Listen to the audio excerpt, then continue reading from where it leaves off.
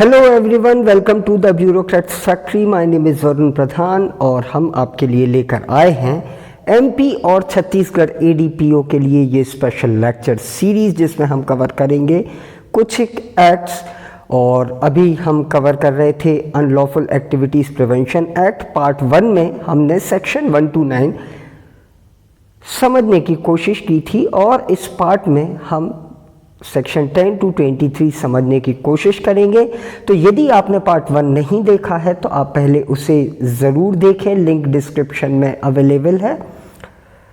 और यदि आप चैनल पर नए हैं तो पहले चैनल को सब्सक्राइब करें ताकि आगे भी हमारे अपडेट्स आपको मिलते रहें। ऑलराइट, तो चलिए दोस्तों शुरू करते हैं आज का लेक्चर। और चैप्टर 3 पर हम आते हैं। चैप्टर 3 ऑफेंसेस एंड पेनल्टीज़ की बात करता है। सेक्शन 10 कहता है penalty for being a member of unlawful association. Unlawful association क्या होती है ये हम देख चुके हैं। तो यदि कोई ऐसी एसोसिएशन जिसको डिक्लेयर किया गया है अनलॉफुल, तो a person who is and continues to be a member of such association, takes part in meeting of such association, contributes to, receives or solicits any contribution for the purpose of such association, and in any way assist the operations of such association shall be punishable with imprisonment of term which may extend to 2 years। ठीक है, and shall also be liable to fine। और नहीं है, and है, fine additional में होगा। ठीक है, ये इसकी पेनल्टी होगी यदि आप मेंबर बनते हैं अनलॉफुल एसोसिएशन के।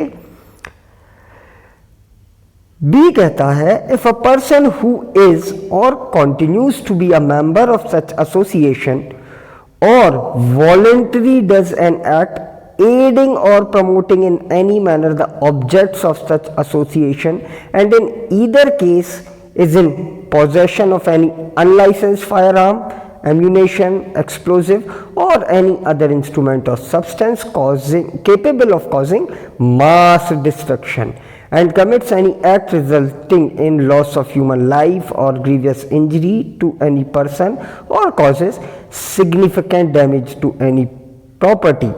यदि कोई मेंबर है जो कंटिन्यू कर रहा है या वॉलेंट्रीली एड या इंस्टिगेट या असिस्ट कर रहा है या फिर पोसेशन में है किसी अनलॉफुल या इलीगल फायर आर्म के, एम्यूनेशन के, एक्सप्लोजिव एक्सेट्रा के, या फिर कोई लॉस कॉज कर रहा है ह्यूमन लाइफ को, ग्रेवियस इंजरी कर रहा है या प्रॉपर्टी के लिए लॉस कर रहा है। तो number 1, if such act has resulted in the death of any person shall be punishable with death or imprisonment for life। ठीक है, and shall also be liable to fine। यदि डेथ कॉज हो गई है तो डेथ या imprisonment ही उसे मिलेगा। और इसके अलावा यदि कोई दूसरा केस है जिसमें ग्रेवियस इंजरी हुई है या फिर लॉस हुआ है प्रॉपर्टी को, तो कम से कम 5 साल की सज़ा मिलेगी। Imprisonment not less than 5 years and which may extend to imprisonment for life, और इसके साथ साथ फाइन भी होगा। ऑलराइट, तो ये थोड़े से ग्रेव नेचर के ऑफेंसेस हैं अनलॉफुल एक्टिविटीज़ में। 11 सेक्शन पर आते हैं penalties for dealing with funds of an unlawful association. If any person on whom a prohibitory order has been served under subsection 1 of section 7 in respect of any money, securities, credit etc. हमने देखा था section 7 में कुछ prohibitory orders दिए गए थे कि किसी पर्सन को रोका जा सकता है कि किसी अनलॉफुल एसोसिएशन को कोई भी तरह का फंड डिलीवर या ट्रांसफ़र ना करे। तो ऐसे कोई व्यक्ति को यदि प्रोहिबिटरी ऑर्डर पास किया गया है और वो इस प्रोहिबिटरी ऑर्डर के कॉन्ट्रावेंशन में कुछ काम करता है, यानी कि सपोज पर्सन ए को रोका गया कि ऑर्गेनाइजेशन या एसोसिएशन बी को आप पैसे ट्रांसफ़र नहीं करोगे और वो ऐसे प्रोहिबिटरी ऑर्डर को कॉन्ट्रावेन करता है, तो उसको कितनी सज़ा मिल सकती है? For a term which may extend to 3 years, imprisonment up to 3 years और विद फाइन। ठीक है, यहाँ पर और एंड दोनों हैं, या तो फाइन अकेला लगाकर भी छोड़ा जा सकता है या फिर दोनों भी दिए जा सकते हैं एज पर द सर्कमस्टांसेस, ठीक है। And notwithstanding anything contained in CRPC, the court trying such contravention may also impose on the person convicted an additional fine to recover from him the amount of money or credit or the market value of the securities in respect of which such prohibitory order has been contravened। यानी कि additionally court उतना fine भी लगा सकती है जितना value का prohibitory order था, उतने वर्थ का एडिशनल फाइन भी लगाया जा सकता है। ऑलराइट, अब आते हैं सेक्शन 12 पर। सेक्शन 12 कहता है penalty for contravention of an order made in respect of the notified place, यानी कि कोई प्लेस नोटिफाई कर दिया है जो अनलॉफुल एसोसिएशन का ऑफिस था या डेजिग्नेटेड प्लेस था, वहाँ पर एंट्री से प्रोहिबिट किया गया है और ऐसा कॉन्ट्रावेंशन यदि कोई कर रहा है तो क्या होगा?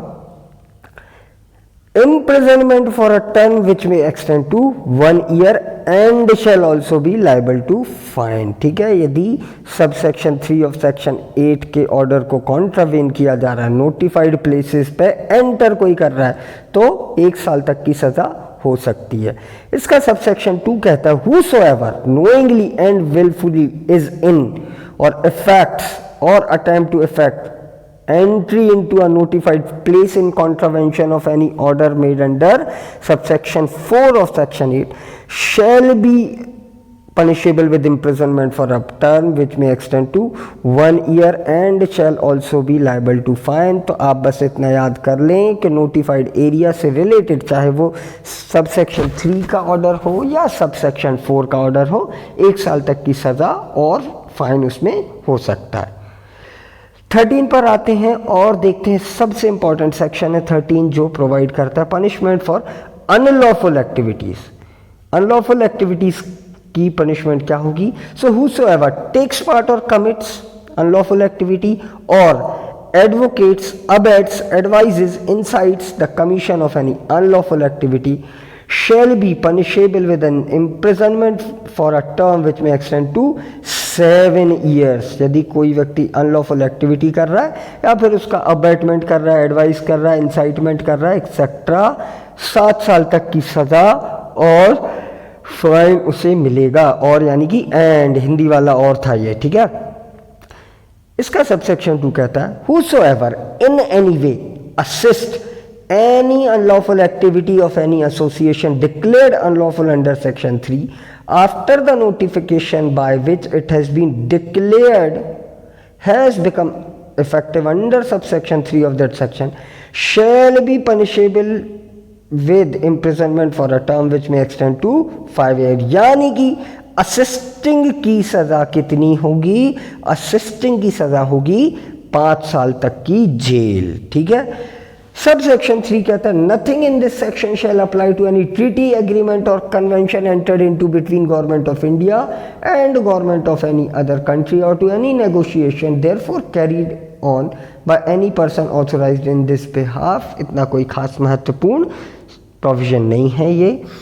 14th एक सिंपल सी बात कहता है, 14th ये कहता है ऑफेंसेस टू बी कॉग्निजेबल, यानी कि ये सारे ऑफेंसेस कॉग्निजेबल होंगे, अर्थात बिना वारंट के भी गिरफ्तार किया जा सकेगा व्यक्ति, ठीक है। इसको आप याद रखिएगा, ये प्रीलिम में सीधा पूछा जा सकता है।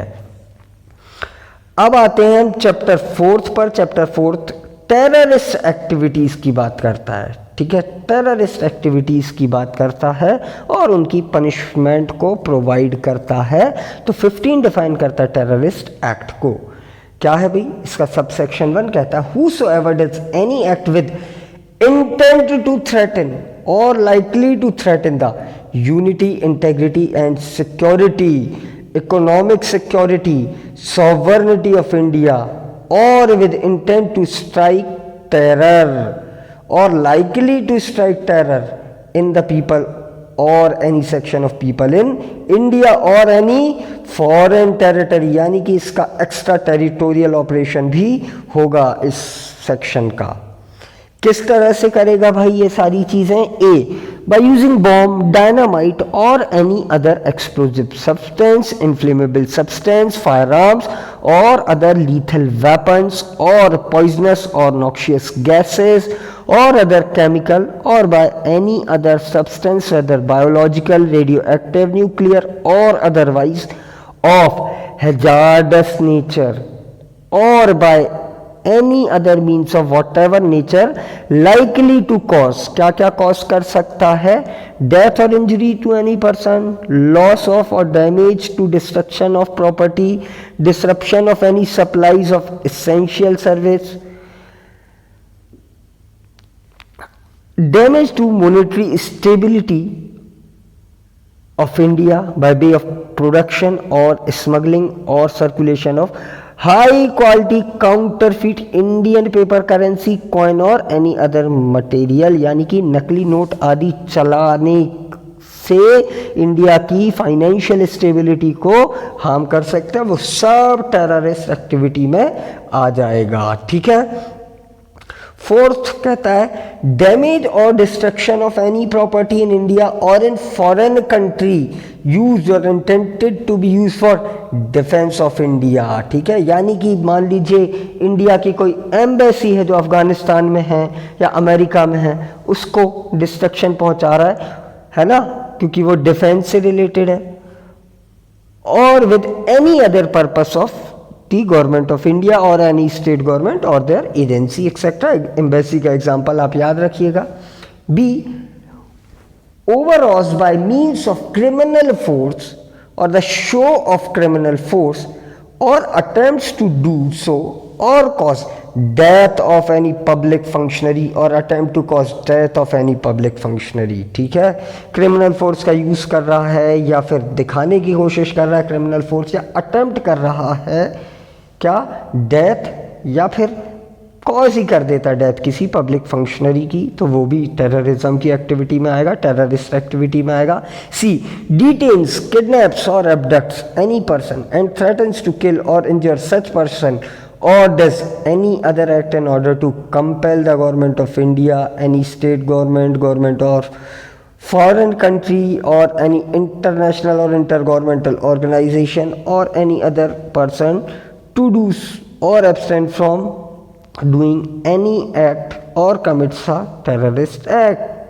इस तरह के कई एग्जाम्पल आपको मिल जाएंगे जिसमें टेररिस्ट ने अपनी मांगे मनवाने के लिए कुछ लोगों को किडनैप कर लिया या डिटेन कर लिया या एबडक्ट कर लिया, तो वो सब भी टेररिस्ट एक्टिविटी में आ जाएंगे। ठीक है, इसका एक्सप्लेनेशन दिया हुआ है, आप देखें। पब्लिक फंक्शनरी का मतलब है कॉन्स्टिट्यूशनल अथॉरिटी या फिर any other functionary notified in the official gazette by central government as public functionary. ठीक है, तो सारी कॉन्स्टिट्यूशनल अथॉरिटी पब्लिक फंक्शनरी में आ जाएंगी, उसके अलावा अन्य भी कुछ हो सकती हैं। बी एक्सप्लेनेशन जो है वो high quality counterfeit Indian currency की बात कर रहा है ना।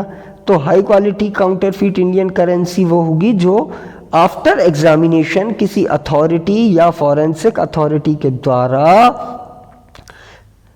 स्पेसिफाई की जाएगी थर्ड शेड्यूल में। ठीक है, कौन सा शेड्यूल, तो आप इसको याद रखिएगा, थर्ड शेड्यूल। कुल मिलाकर ऐसी नकली करेंसी जो हूबहू असली जैसी दिखती होगी, उसके एग्जामिनेशन के बाद समझ में आ जाएगा कि इसका प्राइमरी पर्पस हमारे कंट्री की फाइनेंशियल क्रेडिट को हम पहुंचाना था। ठीक है, इसका सबसेक्शन 2 कहता है the terrorist act includes an act which constitute an offence with in the scope of and as defined in any of the treaties specified in second schedule। यानी कि सेकंड शेड्यूल में जो ऑफेंसेस स्पेसिफाइड होंगे वो सभी भी terrorist activity में cover होंगे। ठीक है, 16th इन टेररिस्ट एक्ट की पनिशमेंट की बात करता है कि यदि कोई भी व्यक्ति ऐसा टेररिस्ट एक्ट कमिट करता है तो ए, यदि ऐसे एक्ट के रिजल्ट से डेथ हो गई है तो डेथ या फिर इम्प्रिजनमेंट फॉर लाइफ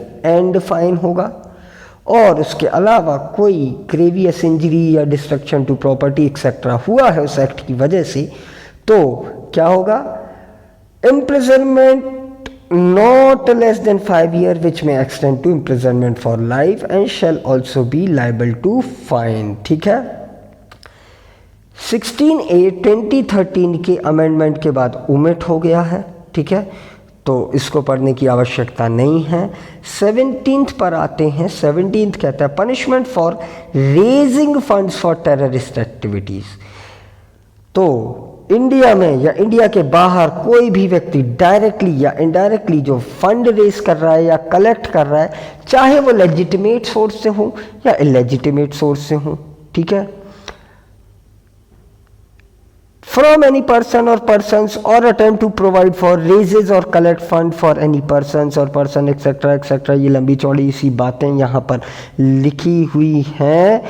अब इसमें काम की बात यह है, notwithstanding whether such funds are actually used or not for commission of such act, चाहे उनका यूज हुआ हो चाहे ना हुआ हो, महज आप एक टेररिस्ट एक्ट के लिए फंड रेज कर रहे हैं, चाहे वो डायरेक्ट हो या इनडायरेक्ट सोर्स हो, लेजिटिमेट हो या इलेजिटिमेट सोर्स हो, यूज हो या ना हो, उसकी सजा कितनी होगी, जेल कितनी, not less than 5 years which may extend to imprisonment for life and shall also be liable to fine. ठीक है, ये बिल्कुल सेम है पिछले जैसी ही। ठीक है, आगे बढ़ते हैं और इसके एक्सप्लेनेशंस देख लेते हैं। इस सेक्शन के एक्सप्लेनेशन में दिया है, पार्टिसिपेटिंग, ऑर्गेनाइजिंग और directing in any of this act stated therein shall constitute an offence, यानी कि महज पार्टिसिपेशन, ऑर्गेनाइजिंग या फिर डायरेक्शन देना भी एक ऑफेंस माना जाएगा।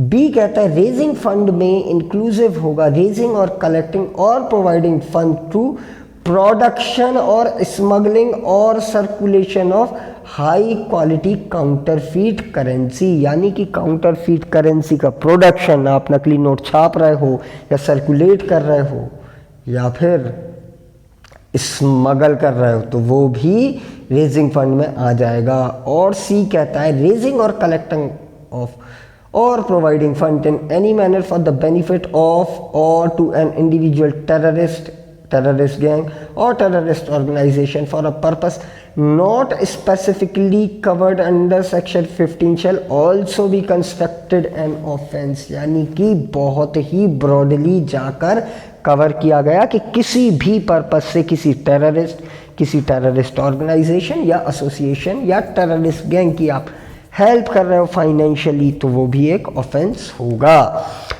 अब आते हैं सेक्शन 18 पर। सेक्शन 18 कॉन्स्पिरेसी की बात करता है। अक्सर बहुत सारे जो मास्टरमाइंड्स होते हैं वो खुद एक्चुअली कोई काम नहीं कर रहे होते, they are just the conspirators, they are the chief strategist, तो उनके लिए भी पनिशमेंट का प्रोविजन है। Whosoever conspires or attempt to commit or advocates, abets, advises or incites directly or knowingly facilitates the commission of a terrorist act or any act preparatory to the commission of a terrorist act shall be punishable with imprisonment for a term which shall not be less than 5 years but which may extend to imprisonment for life। लगभग यही सजा सारे acts में होगी, कम से कम 5 साल और उम्र कैद तक ये एक्सटेंड हो रही है और फाइन हमेशा एडिशनल होगा इसमें। ठीक है, 18A punishment for organising of terrorist camp. ठीक है, ट्रेनिंग व्रेनिंग के पर्पज से जो टेररिस्ट कैंप लगाए जाते हैं, यदि कोई ऐसा व्यक्ति इस तरह के कोई कैंप ऑर्गेनाइज कर रहा है जिसमें ट्रेनिंग दी जा रही है, उसकी सजा कितनी होगी, again same, not less than 5 years which may extend to imprisonment for life and shall also be liable to fine. तो आई होप ये सजा तो अब तक आपको याद हो चुकी होगी। ठीक है, कि कितनी होती है, कम से कम 5 साल और ज़्यादा से ज़्यादा लाइफ टाइम इम्प्रिजनमेंट और इसके साथ एडिशनल में फाइन चलता है। 18B punishment for recruiting of any person और पर्सन फॉर टेररिस्ट एक्ट। ठीक है, रिक्रूटमेंट यदि आप कर रहे हो, बेसिकली आप टेररिस्ट ऑर्गेनाइजेशंस के लिए एचआर वाला काम कर रहे हो, इंटरव्यू लेते हो एक्सेट्रा, हालांकि उस तरह की प्रोसेस इनके रिक्रूटमेंट की नहीं होती है, कुछ अलग तरह की प्रोसेस होती है। सो whosoever recruits or causes to be recruited any person or persons for commission of a terrorist act shall be punishable with a term not less than 5 years which may extend to imprisonment for life and shall also be liable to fine। same punishment है again। Then 19th पर आते हैं harbouring यानी कि शरण देना, पनाह देना, उनको छुपा कर रखना, ठीक है, आईपीसी में पढ़ा होगा हार्बरिंग आपने। सो whosoever voluntarily harbors or conceals or attempts to harbor or conceal any person knowing that such person is a terrorist shall be punishable with the imprisonment for a term which shall not be less than 3 years। ये थोड़ी different है, ठीक है, यहाँ सज़ा थोड़ी कम है लेकिन इसकी मैक्सिमम सज़ा वही है, सेम, इम्प्रिजनमेंट फॉर लाइफ, और इसके साथ साथ एडिशनली फाइन भी लगाया जाएगा, ठीक है। लेकिन यहाँ पर एक एक्सेप्शन दिया हुआ है प्रोविजियो में, स्पाउस के द्वारा यदि हार्बर या कंसीलमेंट दिया जा रहा तो उसको ऑफेंस नहीं माना जाएगा। भाई जाहिर सी बात है, अपने पति या पत्नी के प्रति या आपकी ड्यूटी बनती है कि आप उसको हार्बर दें, ठीक है, तो उसके लिए ये ऑफेंस नहीं माना गया है। सेक्शन 20 पर आ जाते हैं। सेक्शन 20 महज गैंग या ऑर्गेनाइजेशन के मेंबर होने को भी पनिशेबल बनाता है, अर्थात आप ये कहकर नहीं बच सकते कि साहब हम तो फला आतंकवादी ऑर्गेनाइजेशन के सिर्फ मेंबर थे, हमने ना तो बम फोड़ा, ना स्मगलिंग किया, ना हार्बर किया, ना अटेम्प्ट किया, ना एड किया, एक्सेट्रा एक्सेट्रा, हम तो सिर्फ मेंबर थे, तो आप बच नहीं सकते हो। उनके लिए भी सज़ा का प्रावधान है। कितना? Any person who is member of a terrorist gang or terrorist organization which is involved in terrorist act shall be punishable with an imprisonment for a term which may extend to imprisonment for life and shall also be liable to fine। यानी कि यहाँ पर maximum limit दी हुई है punishment की। कितनी है maximum limit जी? Punishment जो है वो है imprisonment for life, ठीक है। 21 पर आ जाएं, proceeds of terrorism. Proceeds of terrorism को हमने डेफिनेशन क्लॉज में समझा था प्रीवियस लेक्चर में, तो आप रेफरेंस के लिए वापस वो लेक्चर देख सकते हैं। Punishment for holding proceeds of terrorism, whosoever knowingly holds any property derived or obtained from commission of any terrorist act or acquired through the terrorist fund shall be punishable with imprisonment for a term which may extend to imprisonment for life। Again maximum limit है और इसके additional में fine भी होगा, ठीक है। अब आ जाते हैं सेक्शन 22 पर। 22 बात करता है पनिशमेंट फॉर थ्रेटनिंग विटनेस, गवाहों को डराना धमकाना। हिंदी फिल्में याद कर लो आप, सबसे कठिन काम होता था गवाहों का सुरक्षित अदालत तक पहुंच पाना। तो यदि ऐसा कुछ काम कर रहे हो आप जिसमें विटनेस को थ्रेटन किया जा रहा है, तो whosoever threatens any person who is a witness or any other person in whom such witness may be interested, यानी कि विटनेस के भाई भतीजे, माँ बाप, बेटा बेटी, भाई बहन आदि को आप थ्रेटन कर रहे हो विद वायलेंस, या फिर रॉन्गफुली रिस्ट्रेन कर रहे हो या कन्फाइन कर रहे हो विटनेस को, या फिर उनसे इंटरेस्टेड कोई और पर्सन को, या फिर कोई अनलॉफुल एक्ट कर रहे हो, किस इंटेंशन के साथ?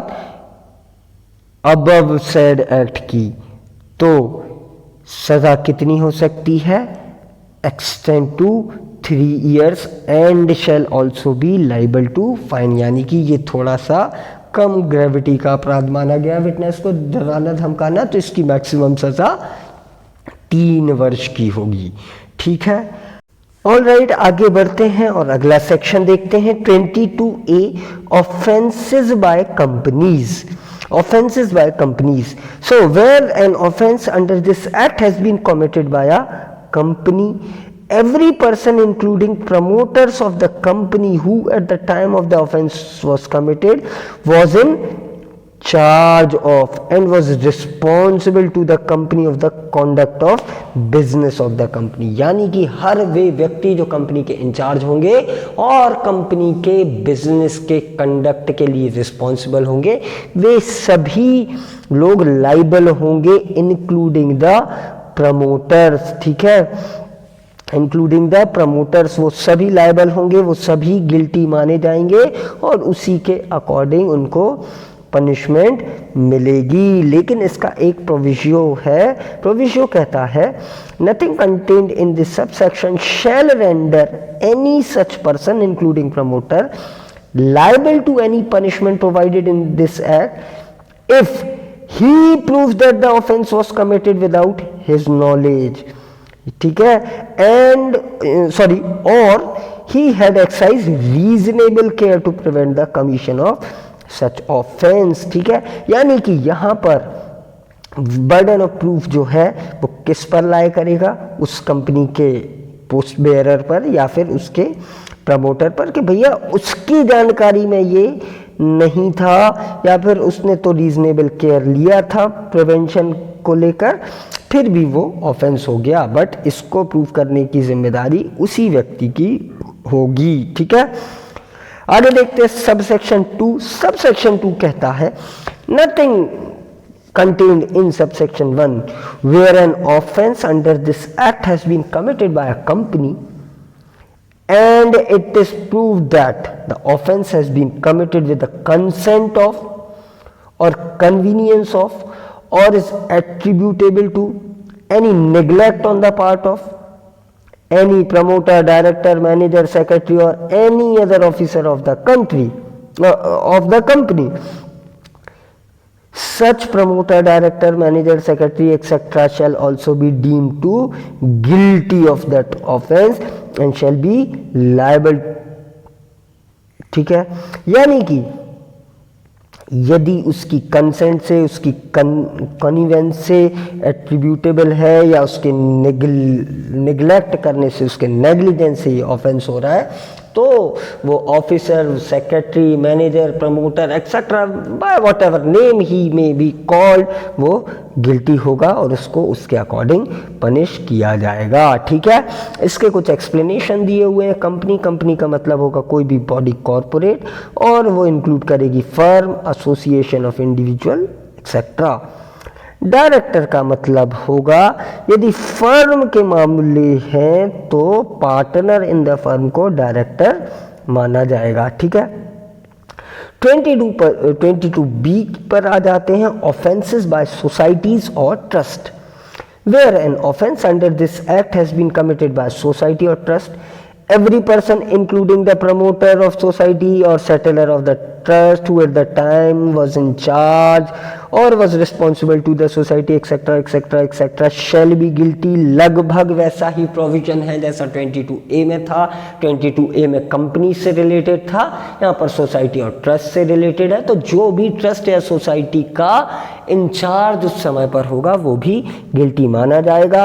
अगेन इसका प्रोविजो बिल्कुल सेम है कि भाई उसकी नॉलेज के बिना हुआ है या फिर उसने रीजनेबल केयर की है उसके बावजूद हो गया है तो उसे गिल्टी नहीं माना जाएगा। अगेन जो प्रोविजो का बीओपी है वो ऐसे पर्सन पर ही लाए करेगा, क्योंकि सिंपल सा फंडा है जी, जो असर्ट करता है वही प्रूफ करता है। ठीक है, फिर इसका सबसेक्शन 2 देख लीजिए। सबसेक्शन 2 अगेन बिल्कुल सेम बात कर रहा है कि कंसेंट से, कन्वीनियंस से एट्रीब्यूटेबल है या उनके नेग्लिजेंस से हो रहा है तो उन्हें गिल्टी माना जाएगा और उसी के अकॉर्डिंगली उनको लायबल माना जाएगा, उसी के अकॉर्डिंगली उनको पनिश किया जाएगा। ठीक है, अब आ जाते हैं इसके एक्सप्लेनेशन पर। एक्सप्लेनेशन कहता है society means a body corporate registered under the societies registration act या फिर स्टेट एक्ट जो गवर्न करता होगा सोसाइटीज का रजिस्ट्रेशन, वो सोसाइटी मानी जाएगी। ट्रस्ट क्या होगा, वही जो इंडियन ट्रस्ट एक्ट में रजिस्टर्ड है। ठीक है, या फिर कोई अन्य एक्ट है स्टेट का जिससे ट्रस्ट गवर्न होते होंगे तो वो भी ट्रस्ट में माना जाएगा। Director in relation to society और trust means member of its governing board other than ex officio member representing the interest of central or state government or the appropriate authority यानी कि जो एक्स ऑफिशियो मेंबर होता है state की तरफ से, उसके अलावा जितने भी मेंबर होंगे वे सभी डायरेक्टर माने जाएंगे इस सेक्शन के पर्पस से। ठीक है, आगे बढ़ते 22C देखते हैं। Punishment for offences by company, societies और ट्रस्ट। 22A और B जो हमने देखा है उसके लिए पनिशमेंट कितनी होगी वो प्रोवाइड की गई है 22C में। 22C कहता है shall be punishable with the imprisonment for a term which shall not be less than 7 years. ठीक है, not be less than 7 year यानी कि कम से कम 7 साल और मैक्सिमम कितनी, लाइफ टाइम इम्प्रिजनमेंट। ठीक है, imprisonment for life. And shall also be liable with fine which shall not be less than 5 crore rupees. ठीक है, कम से कम 5 और ज़्यादा से ज़्यादा 10 करोड़ रुपए। ठीक है, 10 करोड़ रुपए ये फाइन कंपनीज, ट्रस्ट या सोसाइटीज एक्सेट्रा पर लगाया जाएगा। ठीक है, तो मिनिमम जेल कितनी, 7 वर्ष की, मैक्सिमम कितनी, life time imprisonment. Fine minimum कितना, 5 करोड़ रुपए और मैक्सिमम कितना, 10 करोड़ रुपए। ठीक है, अब आते हैं सेक्शन 23 पर जो हमारे आज के सेशन का आखिरी सेक्शन होगा। Enhanced penalty. इनहेंस्ड पेनल्टीज की बात करता है section 23। If a person with intent to aid any terrorist और टेररिस्ट ऑर्गेनाइजेशन और gang contravenes any provision of or any rule of Explosive Act 1884, Explosive Substance Act 1908, Inflammable Substance Act 1952, Arms Act 1959 या फिर is in unauthorized possession of any bomb, dynamite, hazardous explosive substance or any other lethal weapon or substance capable of mass destruction, whether biological, chemical, substance of warfare, high quality counterfeit currency, he shall notwithstanding anything contained in the aforesaid act or the rules made thereunder be punishable for a term which shall not be less than 5 years but which may extend to imprisonment for life। ठीक है, imprisonment for life यानी कि ये explosive act, explosive substance act, inflammable substance act, arms act वगैरह वगैरह के contravention कर रहा है उनके ऑर्डर्स के, या फिर ऐसी कोई हैजार्डस सब्सटेंस उसके पास है, including the currency note which are counterfeited, तो 5 साल मिनिमम सज़ा होगी जो लाइफ टाइम इम्प्रिजनमेंट तक हो सकती है, ये कहता है सेक्शन 23। ठीक है, इसका सबसेक्शन 2 कहता है any person who with the intent to aid any terrorist or a terrorist organization or a gang attempts to contravene or abets or does any act preparatory to contravention। ध्यान देने वाली बात यह है कि contravention की preparation वाली stage पर भी ये punishable है। ठीक है, of any law or rule specified in subsection 1 shall be deemed to have contravened that। ठीक है, महज अटेम्प्ट कर रहा होगा या अबेटमेंट कर रहा होगा या फिर प्रिपेयर भी कर रहा होगा तो वो भी पनिशेबल होगा और वो उतना ही माना जाएगा कि उसने अपराध कर लिया है। ठीक है, कर लिया है। ठीक है, तो लेकिन वहां पर मैक्सिमम इम्प्रिजनमेंट जो है वो कितना होता था, लाइफ टाइम इम्प्रिजनमेंट, लेकिन यहाँ पर लाइफ टाइम ना होकर मैक्सिमम 10 इयर्स का होगा। यानी कि 23 का सबसेक्शन 2 जो है उसमें 5 इयर्स से लेके 10 इयर्स तक की इम्प्रिजनमेंट हो सकती है। ठीक है, बस इतना सा अंतर है 23 के सेक्शन 1 सबसेक्शन 1 और सबसेक्शन 2 में। ठीक है, ये था 23 का सबसेक्शन 2। ये पार्ट 2 था, पार्ट 3 हम जल्द लेकर आएंगे। उम्मीद है ये पार्ट आपको समझ में आया होगा। यदि आपको कोई भी डाउट इस पार्ट से रिलेटेड है तो आप कमेंट बॉक्स में मुझसे पूछ सकते हैं। कोशिश करूँगा कि आपकी सारे डाउट्स हम क्लियर कर पाएँ। और यदि ये वीडियो आपको पसंद आया है तो आप इसे लाइक ज़रूर करें और अपने दोस्तों के साथ शेयर करें जो भी एमपी या छत्तीसगढ़ एडीपीओ एग्ज़ाम की तैयारी कर रहे हैं या फिर और कोई अन्य एग्ज़ाम की तैयारी कर रहे हैं जिसमें ये एक्ट सिलेबस का पार्ट हो। जुड़े रहिए हमारे साथ, अगला पार्ट हम जल्द लेकर आएंगे। Thank you so much for joining this session.